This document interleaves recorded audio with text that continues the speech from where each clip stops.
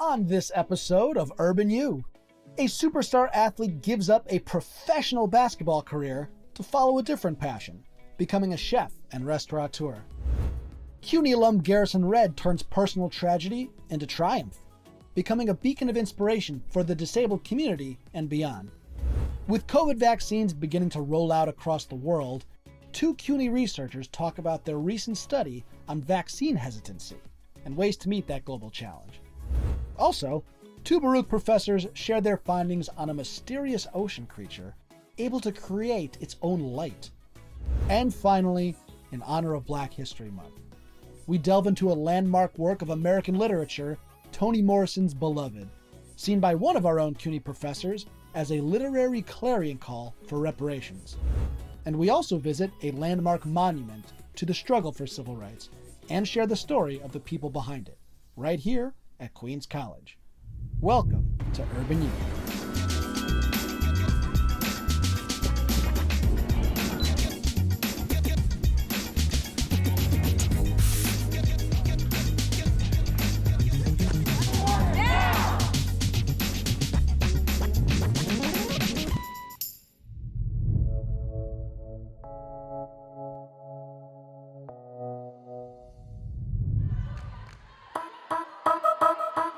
She's gone from basketballs to meatballs, from dribbling to nibbling. Madison Rollins heard it all. A lot of people are saying I hung up my sneakers for a pan or for a spatula. This superstar of the Queens College Knights successfully pivoted from a professional basketball career to chef entrepreneur, from winning the game to roasting game, from hoops to soups. All right, I'll stop. Our basketball team we were super close. Our basketball team, we ate dinner together almost every night. And I would be the one cooking the dinner. They love my food. That's where I was maybe I can actually make a career out of this. But first, there was more to accomplish on the court. 20 points a game, 9.5 rebounds. Still got a bright future ahead of her. I got a basketball scholarship from Queens College. And I ended up being the all-time leading scorer, all-time leading steals, won back-to-back championships, got to play in the Garden for the second time in Queens College history. This is what Madison does. Last year, she was one of 13 athletes in the country to get a triple-double. And in that game, she scored 40 points. Two of Madison's three sisters were also star players for Queens College. That's Merrick on the left and Mackenzie on the right. Now, the story takes us overseas. My goals going all through college, I want to play in the WNBA. I had such high goals. I just really wanted to play professionally. I ended up getting an agent who put me in Portugal overseas, and they wanted both me and my sister. So that was an amazing opportunity that we really couldn't say no to. When we weren't playing basketball, I was just cooking nonstop. Everything was so fresh. I loved seeing all of their ingredients, their local ingredients that they had. And that's where I started writing my recipes and blogging. Being in Portugal is where I shifted my focus more towards food. Okay, so you're playing professional basketball in Portugal. You get tired of it. You decide to go into food. You come back to the States. I went to culinary school at the Institute of Culinary Education in Pasadena, California. It was one of the best decisions I ever made in my life. So I took the culinary course, and then I took a restaurant management course for people interested in opening their own restaurant. My plans have changed a little bit. Initially, I wanted to just open a restaurant, but then I got to culinary school and I didn't realize how many opportunities there were in the food world. And that's when Madison cooked up chefmaddie.com. That's where you can book me for private events or for catering. And also, since the quarantine, I've been making a weekly menu to sell dinner plates. Chef Maddie does all her cooking in her own kitchen in Queens, and sometimes in her parents' home upstate. And for Chef Maddie, the cookbooks and the hand-bottled seasoning blends are merely an appetizer for her future plans. So I want to really grow my private chef business over the next few years, make a name for myself in the culinary world. And then I feel then it would be easier to transition to opening up a restaurant. And I do want to open a restaurant in all of the major cities. So I want to start in Atlanta, and then I want to come back to New York City. I want to do Vegas, Houston, Chicago. I have huge dreams. Have you got a name for your potential restaurants? But the name is called The Cure. Cure is common used in foods, cure, poultry, which is just a salt rub. And then also The Cure because my the vibe of the restaurant is going to be like a loungy kind of place. So like I want it to be like where people come like after they're done partying and like, like the hangover cure kind of thing. Sounds more like a walk-in clinic. I look forward to eating at one of your restaurants. Thank you. Barry Mitchell for Urban U. Kingsborough Community College. That's right, community college. I used to attend Kingsborough Community College. I studied communications there for 1 year. And I got to tell you, some of the things I learned, I apply even today. And some of the things you are learning or you have learned, you will apply for the rest of your life. You guys made a bold decision by going to college, okay? And this is just the beginning of your life. So I want you to go out there and enjoy life to the fullest. Congratulations from a fellow Kingsborough Community College student. Take care.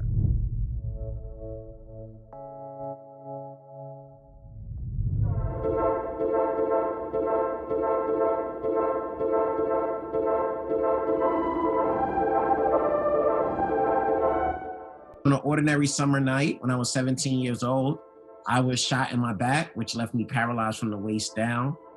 However, I never let anything stop me. I took lemons and I tried to make lemonade, and that's what I'm doing each and every day. Indeed he is, in and out of his wheelchair. This two-time CUNY graduate motivates. Because our time is our most important asset, and we gotta spend it wisely. He dances. And he's on the journey towards adding Paralympic competitor to his repertoire. My name is Garrison Redd. I'm from Brooklyn, New York. I'm a Team USA para powerlifter. I'm also the founder of the Garrison Redd Project, which is a not-for-profit organization I started to help children with disabilities achieve independence. Tell me a little bit about what happened the day that you were shot. About a little after 12 midnight, a guy came up and started asking for directions. And once he started asking for directions, we gave him the directions. And next thing you know, he pulled out a gun and pretty much started shooting. And I was the closest one to the gunman. So I got struck in the back. I just remember excruciating heat. That's one thing the only way I could put it. And the only way I could describe it is like just fire is just burning inside of you. How would you say you were able to come to terms with the fact that you would never walk again? I never really fell into like a depression because my parents wouldn't let me. And the doctor actually gave me a different perspective on life. Even though I could no longer play football, she gave me the idea of becoming an NFL football head coach. And just that idea made me think about life from a different perspective. And I wanted to be a leader in the disabled community. His first step towards becoming a leader happened once he found his way back to sports. During his time working a desk job, the York College alum casually joined a gym just to keep his weight under control. There he met a man who coached disabled athletes.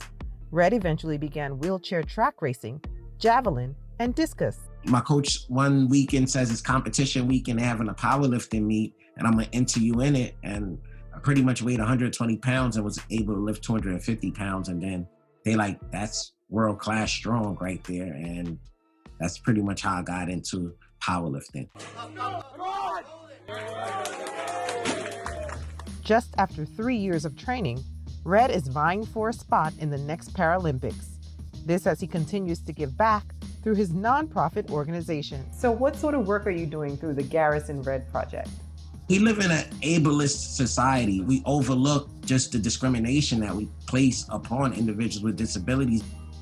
I know that medical equipment is quite expensive. So like the wheelchair that I use, it probably to an ordinary person is just a wheelchair. But this wheelchair is the key to my independence due to the fact that it's so light, where once I deassemble it, it probably only weighs about 13 pounds, and I'm able to put my wheelchair in my vehicle independently without assistance from anybody else. A hospital wheelchair is the typical design of a wheelchair that comes to mind when people think of a wheelchair. That could weigh about 100 pounds in some cases or more. The difference in price might be $500 for a hospital wheelchair versus my wheelchair, which is $13,000. I take donations, I rate through fundraisers in order to provide individuals with the equipment. As far as I even take donations of medical equipment, of crutches, things that people typically would just throw out or put into storage where somebody could really use it and benefit from it. What would you want someone to take away from your life as a lesson? I would want people to remember me by disabling limitations, proving to people that anything can be done. It doesn't matter where you're from, what walk of life. We all, as long as we wake up each and every day and open our eyes, we have an opportunity to achieve whatever we want to achieve. Abby Ashola for Urban U. I'm not gonna let nothing stop me from getting to that next level.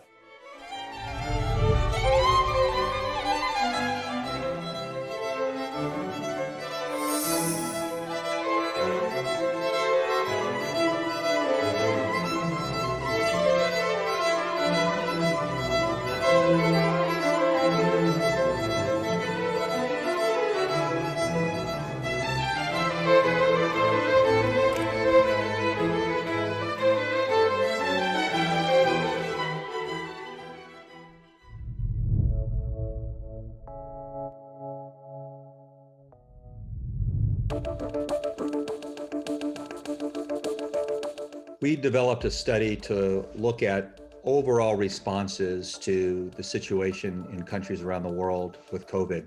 We chose 19 countries with the idea that they were most affected by the pandemic. And given the fact that vaccines were going to be the most important element in the whole response to the pandemic, we decided to ask a few specific questions on vaccines to chart what's been called vaccine hesitancy, and we'd like to flip that around to call it vaccine confidence. The most important vaccine-related question was related to if people would take a vaccine if it were available. And the way we asked it was not just if it were available quickly, but if it were safe and effective and approved by the government. The highest rate of response actually was in China at 88.6% of respondents saying that they would receive the vaccine. The lowest actually was in Russia, where about 55% of the respondents were likely or very likely to receive the vaccine. The United States, our response rate was about 75%, which was somewhere in between. In our global survey, what we found is that the older people that might have seen smallpox or known of smallpox being eradicated were more apt to trust a safe and effective vaccine and be willing to take it. At the same time, some of the younger, more educated people also were willing to take it. It's kind of the people in the middle that might also break upon age and education, and it also tends to be the larger part of the population that are a little bit more skeptical, and those are the ones we need to understand better. The epidemiologists at a number of universities, including the World Health Organization, have said we need 70% of the population in a given group covered with either vaccination or antibodies that would be the immunity necessary to keep COVID from spreading. If it's 70% and we have vaccines that are only 90% effective, we need more than 70% of the population. We need over 80% to be vaccinated.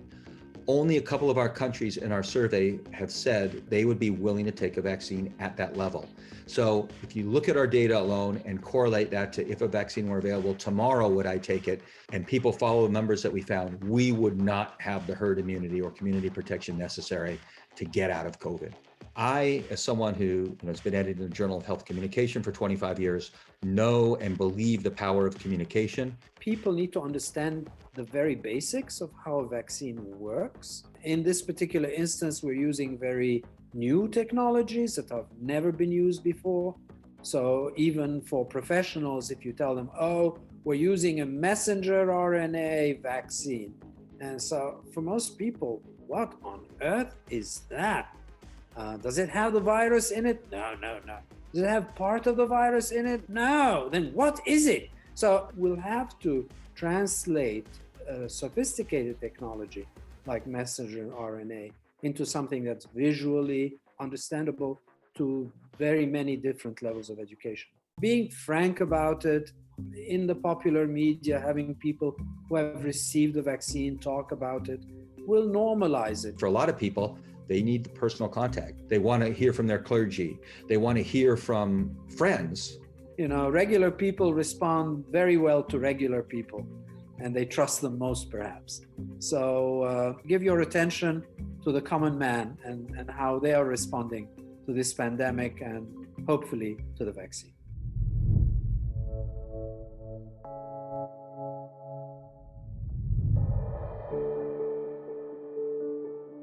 Across our planet, 71% of the surface is covered in water, which means the most common landscape is actually seascape. According to NOAA, we've made some progress since the National Aquarium first posted this infographic in 2014, but still, some scientists think that more than 90% of ocean species have yet to be discovered, meaning there's 211 billion gallons of mystery still to explore. And sometimes that can lead to encounters, close encounters like this one. What is it? I don't know. You don't even know what the hell is it. What looks like Mother Nature's version of a gelatinous slinky leaves those who encounter it mystified by what they found. You never seen that? Oh, that's a jellyfish. That's a kind of jellyfish. We didn't know what it was either, but we found some people who do. Meet Dr. Krista Dobi, Harvard PhD in genetics, and Dr. Jean Gaffney, Yale PhD in chemistry, both assistant professors at CUNY and newly minted experts in these slimy creatures. And by the way, guys, it's not a jellyfish, but good guess. Well, they look a lot like jellyfish. They look like they're filled with a jelly mass inside, but they're actually much more sophisticated than that. A pyrosome is a sea creature, and they come in varying sizes, but the ones that we work on are about the size of your pointer finger. And they're very crazy. They look like corn cobs, like hollowed out corn cobs. And each pyrosome is basically one corn kernel. Doctors Dobi and Gaffney became experts in pyrosomes after co-authoring a research paper with other scientists, including Dr. David Gruber of Baruch. And while the paper's title may be complicated, the takeaway is not. The reason that the ones we're working on are super cool is because they glow in the dark. So they're able to produce their own light. And our question was how, and how do they do this? And that's the question that we answered in the paper. Sailors on big old wooden ships would see these glowing lights in the ocean. And so that's sort of amazing that people have been seeing these for a really long time, and it was only due to Jean's work that we were able to understand that where that light was coming from. Before their research, scientists didn't know if pyrosomes made their own light or if there was another organism like bacteria living on the pyrosome that was responsible. But now we know. So we were able to extract the RNA from the pyrosome itself.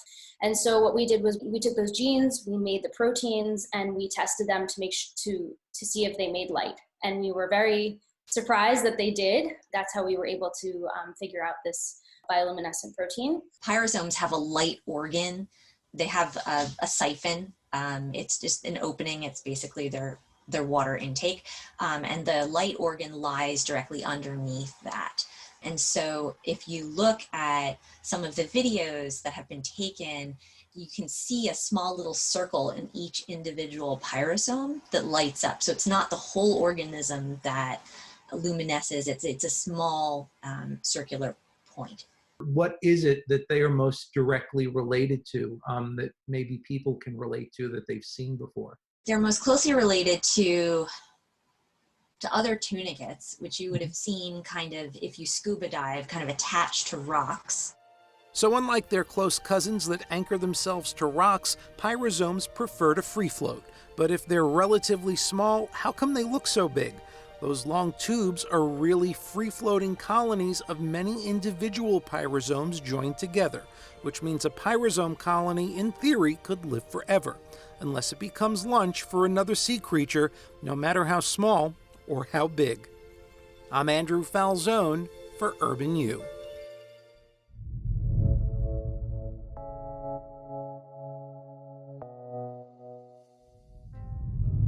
Morisson is saying to us, she's saying to America, that we are a haunted nation. We are haunted, and we will continue to be haunted until we get to the final abolition of slavery, racism, racist oppression, racist discrimination. We will continue to be haunted. It's amazing to me, particularly for African Americans, just amazing that we're not all dead. That's a constant shocker. Beloved and Seta and Denver are all based on real people who lived in the United States. So Seta, for example, is based on a woman by the name of Margaret Garner, who was a slave, was born in this country, at a certain point escaped slavery with her husband and her children, and was immediately recaptured. At the time of the recapture, Margaret and her husband and their friends in the Underground Railroad, the owner of the house, etc., got into an actual battle with the sheriff and the police. They lost the battle. She moved to try and end the lives of her children in order to keep them from being recaptured. The furthest that she got before she was stopped was that she did take the life of her older daughter. One of the aims I think Morisson had in writing Beloved, that we are called into a space where we think and feel this American history. She said in an interview called A Bench by the Road, the very reason that she wrote Beloved was because she said, this was 1987, there's nowhere in America that you can go to sit. There's no memorial to slavery. There's no bench by the road, right? Dedicated to the memory of those enslaved. The reason I wrote this book is to try to contribute to the conversation on reparations in America and try to push it. This conversation was really started by Ta-Nehisi Coates, right? You may remember his big spread called The Case for Reparations. And that kind of started this conversation. Reparations for me is much, much bigger than a fiscal thing. You know, it to me, it means truth and reconciliation.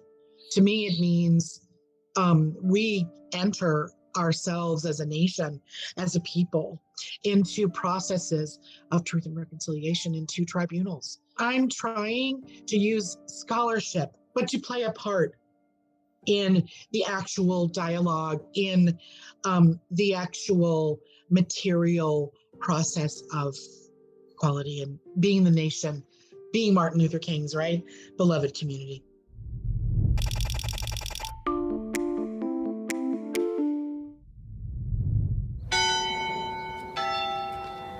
The chime you're hearing is the clock tower atop the Rosenthal Library at Queens College. Dedicated in 1989, it is furnished with massive bells delivered all the way from the Netherlands, some weighing over 3,000 pounds. But this isn't so much a story about the structure itself, as it is a story about its namesake. This tower is the Cheney Goodman Schwerner Memorial Clock Tower. In the summer of 1964, 3 young men were volunteering in Mississippi: James Cheney, black, and Andrew Goodman and Michael Schwerner, both Jewish. Goodman was a student here at Queens College, and the 3 of them were working together for the Freedom Summer campaign, a civil rights drive aiming to register black voters in the deeply segregated state. Unsurprisingly, the Freedom Summer movement and its volunteers were not well received within the context of the state and local laws enforcing racial segregation in Mississippi, the Jim Crow laws of the South. Over the course of the summer, dozens of black-owned businesses, homes, and churches were attacked, and over 1,000 people were arrested. Scores ended up beaten, and several were murdered. Much of this, tragically, never made much of a stir in the national news. But when Cheney, Goodman, and Schwerner disappeared, the national spotlight, no doubt due in part to there now being 2 white victims, shined brightly on Neshoba County, Mississippi. The trio was abducted and shot on June 21, 1964, by members of both the police and the Ku Klux Klan. Their bodies wouldn't be found for 2 months. Schwerner was 24 years old, Cheney 21, and Goodman a mere 20 years old. Of the 18 accused of the crime, only 7 saw minor jail time back then. It would take 41 years and a very different world for an 8th perpetrator to finally be meaningfully convicted and in prison. But while the criminals may have been shielded from justice by Jim Crow courts, Jim Crow itself would not long be shielded from justice.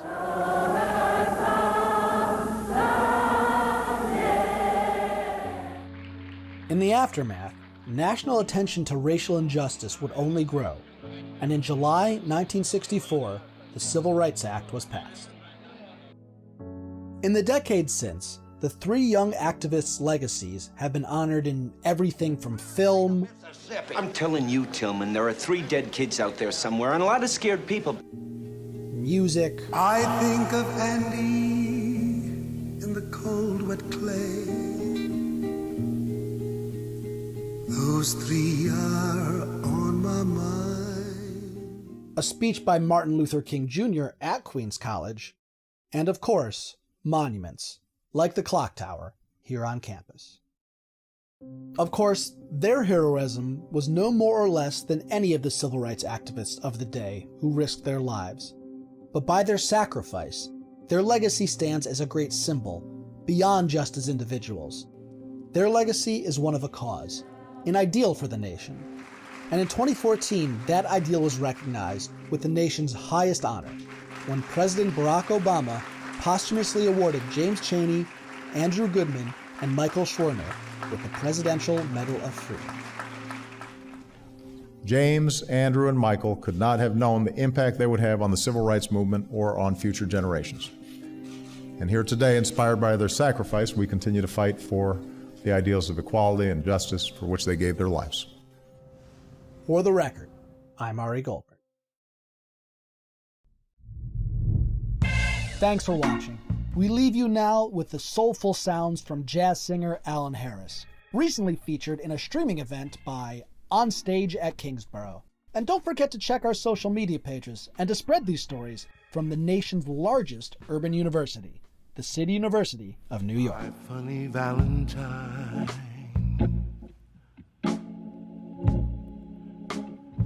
sweet comic Valentine,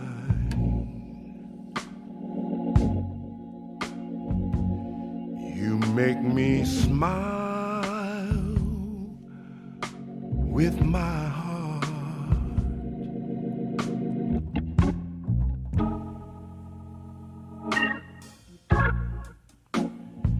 Your looks are laughable,